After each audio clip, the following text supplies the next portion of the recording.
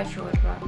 इसमें मैंने जो आधा किलो है वो मटर लिए हैं, निकाले हैं। आधा किलो मटर लिए हैं और जो आलू लिए हैं वो दो आलू काटे हैं।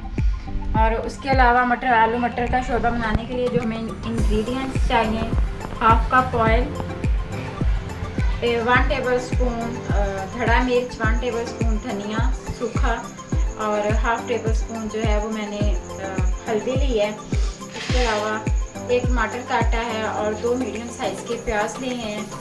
और नमक और 3 सब्ज़ मिर्चों को मैंने अदरक लहसुन के पेस्ट के अंदर ही कूट लिया है और सब्ज़ धनिया लिया है। चलिए आप स्टार्ट करते हैं। सबसे पहले हम ऑयल को कढ़ाई के अंदर डाल के गर्म करते हैं।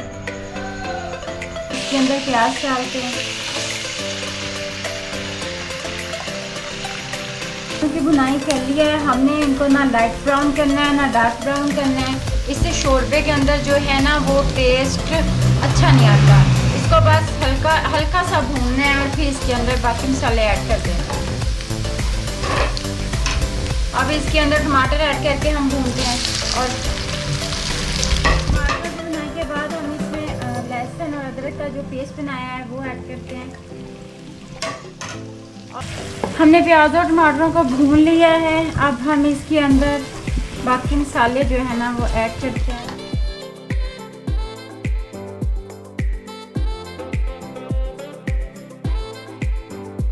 गरम मसाला या कोई और मसाला ऐड नहीं करेंगे, क्योंकि अगर हम इसके अंदर गरम मसाला जीरा वगैरह ऐड करेंगे उससे ये होगा कि जो सब्ज़ी का अपना टेस्ट है ना वो नहीं रहेगा।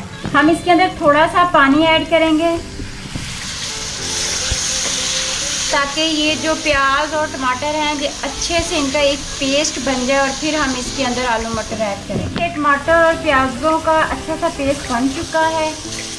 ये बिल्कुल टमाटर और प्याज भून चुके हैं और अब हम इसके अंदर आलू मटर ऐड करके उनकी भुनाई करते हैं।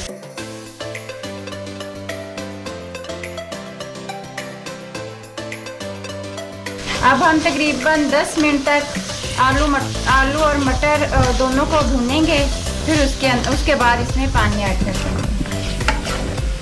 ये देखिए हमारी आलू मटरों की भुनाई हो चुकी है। जो मसाला है वो बिल्कुल भून चुका है साथ आलू मटरों के।